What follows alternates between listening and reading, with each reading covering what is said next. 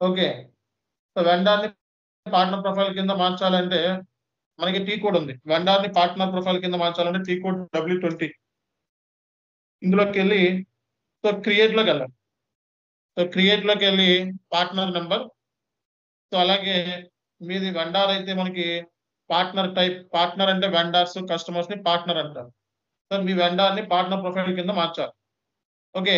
LI అంటే vendor. Logical system అయితే LS అని తీసుకుంటాం. ఎల్ఐ అంటే వెండార్. సో ఇది తీసుకొని సేవ్ చేయండి. సేవ్ చేసిన తర్వాత మీ మీ పార్ట్నర్ ప్రొఫైల్ కి మెసేజెస్ ఇక్కడ ఉంటాయి. Out bound messages, inbound message 2 ఉంటాయి.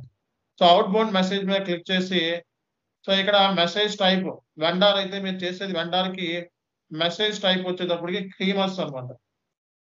క్రీమర్స్ అంటే మెసేజ్ టైప్.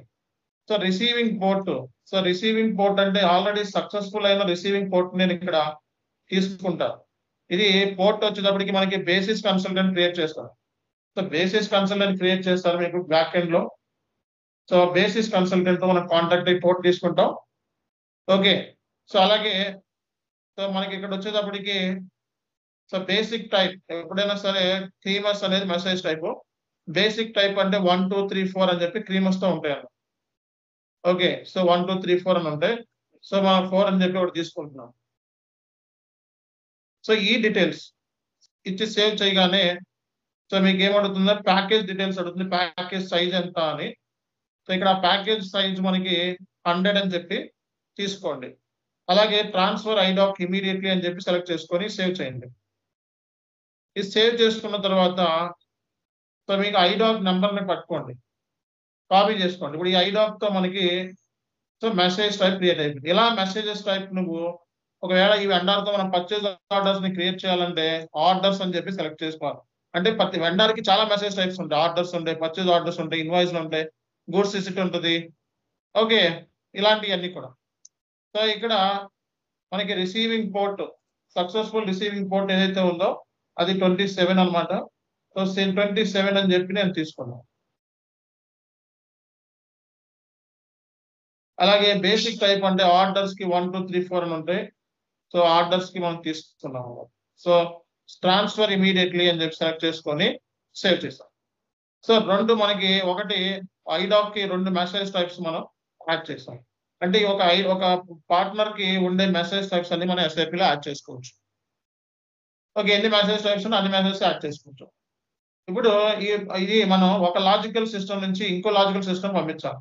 సో నువ్వు వర్క్ చేస్తున్నప్పుడు క్లయింట్ 800 లో ఉన్నావు. సో నీ క్లయింట్ డీటెయిల్స్ మనం SAP లో చూడాలంటే SCC4 అనే టీ కోడ్కి వెళ్తాం మనం. ఓకే. సో SCC4 అనే టీ కోడ్కి వెళ్ళినప్పుడు సో ఇక్కడ 800 క్లయింట్ అనేది కనబడుతుంది మనకి. అంటే మన క్లయింట్ వచ్చేటప్పటికి 800. దీన్ని సో మనం ఇంకో క్లయింట్ కి పంపించాల్సి ఉంటుంది. అంటే ఒకే సిస్టమ్ లోనే 800 క్లయింట్ కి డబుల్ మీద క్లిక్ చేస్తే మనకి లాజికల్ సిస్టమ్ ఇది. సక్సెస్ఫుల్ ఐడాక్ లాజికల్ సిస్టమ్ ఏంటో చూడండి. Successful IDoc logical system ECW0800. So ECW0800. So ECW0 అంటే 800 క్లయింట్ అంటే సెండార్ వీడు. అంటే 800 క్లయింట్ నుంచి ఇంకో అదర్ క్లయింట్ కి నువ్వు డేటాను పంపిస్తున్నావు లేదా లాజికల్ సిస్టమ్ ని పంపిస్తున్నావు. సో అలాంటప్పుడు మనం చేయాల్సిన పని ఏంటంటే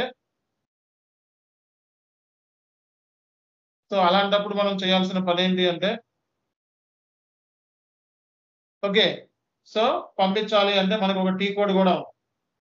సో టీ కోడ్ ఏంటి మనకి సో వెండార్ మాస్టర్ లో మనకి సో మా వెండార్ మాస్టర్ లో పంపించాలంటే BD14. సో BD14 లో మనం వెండార్ మాస్టర్ లో సెండర్ టు రిసీవర్ పంపించాలంటే వెండార్ మాస్టర్ టీ కోడ్ వద్దు BD14 అన్నమాట. సో BD14 లోకి వెళ్ళిపోయి సో నీ వెండార్ ఏదైతే ఉందో సో నీ వెండార్ ని ఇక్కడ తీసుకుంటావు. సో నీ మెసేజ్ టైప్ వచ్చేటప్పటికి క్రీమస్. ఓకే. నీ మెసేజ్ టైప్ వచ్చేటప్పటికి క్రీమస్.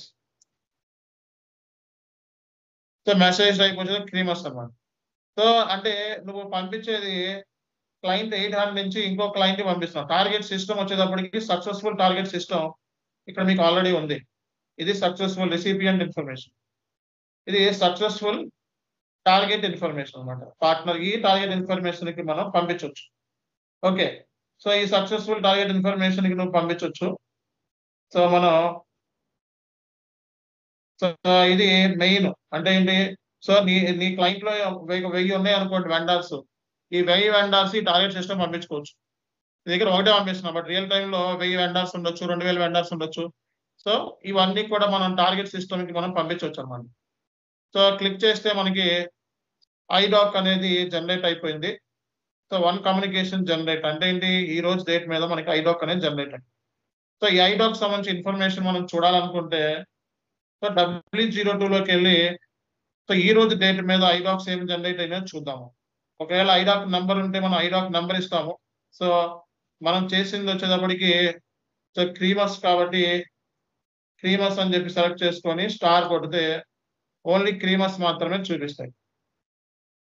సో ఇది మనకి ఐడాక్ వచ్చేటప్పటికి ఇది సో ఏమొచ్చిందంటే మనకి ఎర్రర్ వచ్చింది. సో ఈ ఐడాక్ అనేది ఫెయిల్ అయింది.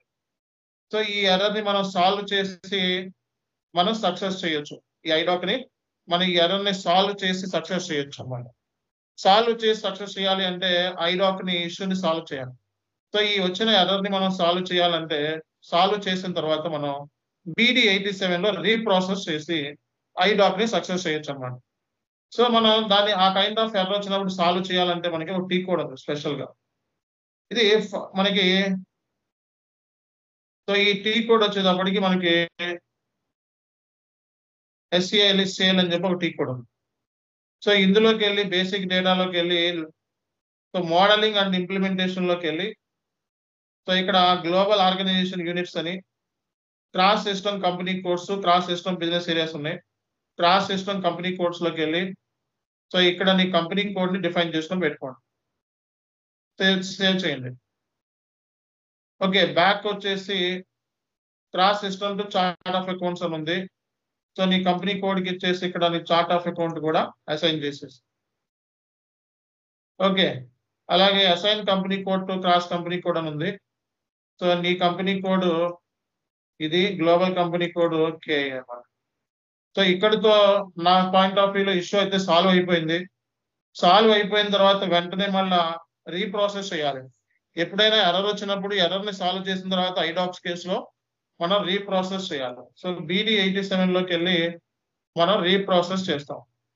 సో BD87 లో నీకు ఏదైతే ఎర్రర్ వచ్చిందో ఆ ఎర్రర్ సంబంధించిన ఐడాక్ నెంబర్ తీసుకొని నువ్వు రీప్రాసెస్ చేయండి. సో ఈ ఎర్రర్ వచ్చింది కాబట్టి ఇదే ఐడాక్ ని తీసుకొని రీప్రాసెస్ అంటే సిస్టమ్ ని రీఫ్రెష్ చేయడం, కాన్ఫిగరేషన్ చేసాం, రీప్రాసెస్ చేస్తున్నాం. సో దీన్ని సెలెక్ట్ చేసుకొని ప్రాసెస్ మీద క్లిక్ చేయండి. సో క్లిక్ చేస్తే మనకి ఐడాక్ అనేది సో జనరేట్ అయింది 33 స్టేటస్ తో. అంటే ఏంటి, ఎర్రర్స్ అయితే ఏమీ లేవు. ఓకే, సో ఇక్కడ ఇష్యూ అనేది సాల్వ్ అయింది. సాల్వ్ అయింది కాబట్టి నువ్వు W02 లోకి వెళ్ళి ఒకసారి ఈ రోజు డేట్ మీద ఐడాక్ ఏంటిది సక్సెస్ అయిందా లేదా అని చెక్ చేస్తాం. సో ఈ రోజు డేట్ మీద ఐడాక్ అనేది సక్సెస్ఫుల్ గా జనరేట్ అయింది. చూసారా చూసారా ఎలా సాల్వ్ చేసామో. సో ఇది మన ఐడాక్ సంబంధించి ఒక ఎర్రర్ వచ్చినప్పుడు అప్రోచ్ ఎలా ఉండాలి.